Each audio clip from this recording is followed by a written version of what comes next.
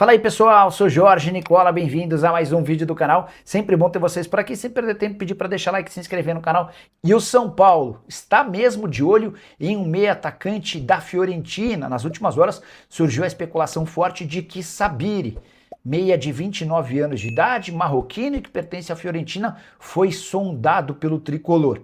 Informação que eu tenho é de que o nome foi sugerido ao São Paulo, mas prontamente descartado pelo tricolor. Com uma observação importante, o Sabiri não tem conseguido jogar na Fiorentina. Foram apenas 2 partidas desde que ele foi contratado em julho do ano passado. Sua última aparição em campo em 26 de outubro, ou seja, alguém que vem sendo muito pouco aproveitado. O contrato termina em junho de 2026, ou seja, ele já poderia até assinar um pré-contrato para sair de graça na metade do ano. Posso assegurar que a Fiorentina não criaria empecilhos ou dificuldades para a liberação imediata, garantindo uma economia de salário até o fim da temporada europeia. Para completar sobre o São Paulo, Lucas Ramon deu sua primeira entrevista, lateral direito, de 31 anos de idade, contratado junto ao Mirassol. O vínculo dele se encerraria em abril. Houve um acordo entre São Paulo e Mirassol e o jogador chega sem custos. Abre aspas para o novo lateral direito do São Paulo: chegar ao São Paulo é a realização de um sonho.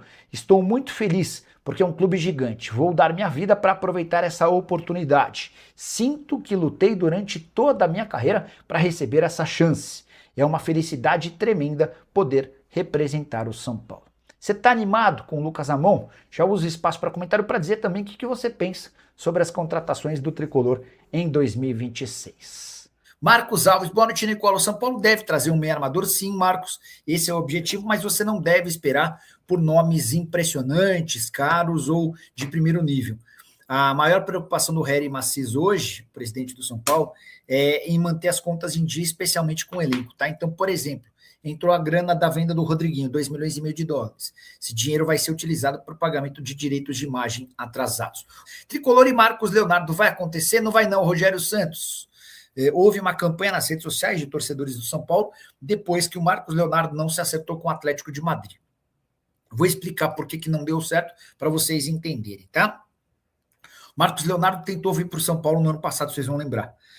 Dá para dizer que a negociação até teve perto de acontecer na última hora, o Al Hilal desistiu. Momento completamente diferente. Na oportunidade, o Marcos Leonardo não tinha garantia de que seria inscrito no Campeonato Saudita. E o mais natural é que não fosse. Mas o Al Hilal conseguiu mudar as regras do jogo lá e atletas contratados com menos de 21 anos de idade, ainda que depois alcançassem uma idade superior a essa, eles seguiriam tendo autorização para jogar. Então, fizeram um arranjo lá e o Marcos Leonardo passou a ter condição de jogar. Por que se especulou que ele sairia do Al Hilal?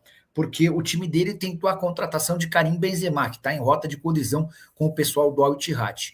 No fim das contas, o fundo árabe que investe nos 4 maiores clubes do país não conseguiu dar sequência a essa negociação do Benzema. E aí o Al Hilal desistiu de negociar o Marcos Leonardo com o Atlético de Madrid se não houvesse uma reposição. Por que com o Atlético de Madrid e não com o São Paulo? Porque ele iria para o Atlético por empréstimo com opção de compra de 40 milhões de euros. O Hilal esperaria que o negócio pudesse acontecer e ele recuperaria os 40 milhões de euros. No São Paulo não há nenhuma chance disso acontecer, portanto, esqueçam, tá? Esqueçam Almada no futebol brasileiro e esqueçam Marcos Leonardo. O Jiu-Jitsu Café. Será que acabou o saudão da base do São Paulo? Marcos Antônio fica? Acredito que sim, Gil. Acredito que sim. Não dá para cravar, né? Até porque o São Paulo conseguiu colocar na vitrine mais alguns bons jogadores. O time do São Paulo na Copinha, bem interessante, né? A partir daí, é entender as próximas propostas, dificuldades financeiras. Sobre o Marcos Antônio, há uma possibilidade real de que sim, mas vai depender de até quanto o Flamengo está disposto a esticar a corda. O São Paulo não é um clube capaz de ficar recusando propostas, como, por exemplo, aconteceu com o Cruzeiro, que esticou a negociação do Caio Jorge até 50 milhões de euros.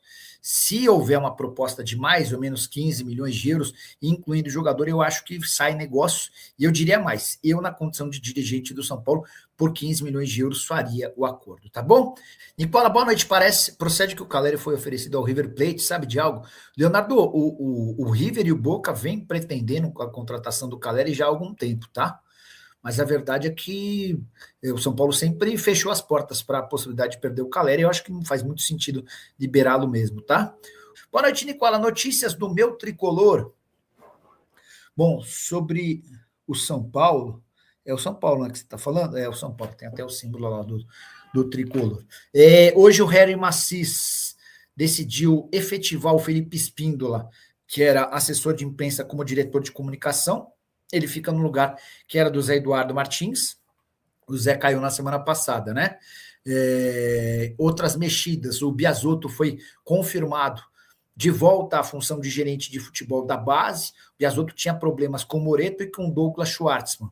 Tanto que, para não mandarem embora, os caras acabaram colocando o Biasotto meio que sem função no time principal. O Biasotto volta e volta a ter poderes no futebol de base, tá? O Moreto vai se sustentando, não se sabe como. O Moreto era alguém muito próximo do Douglas Schwartzman, mas é um dos poucos diretores que seguem no clube. Paulo Azeredo, membro há 36 meses.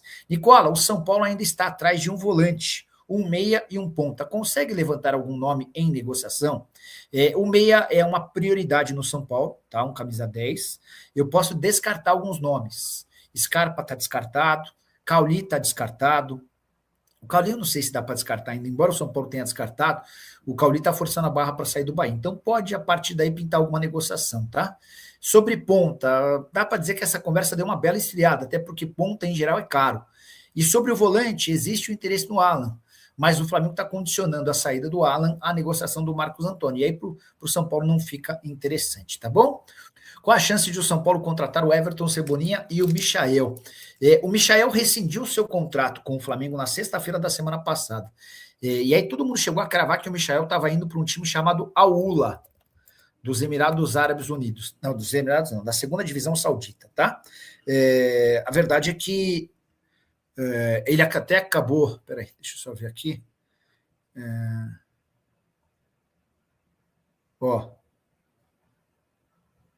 Michael marcou gol na estreia, tá? Tô vendo aqui o Al-Ula jogou hoje.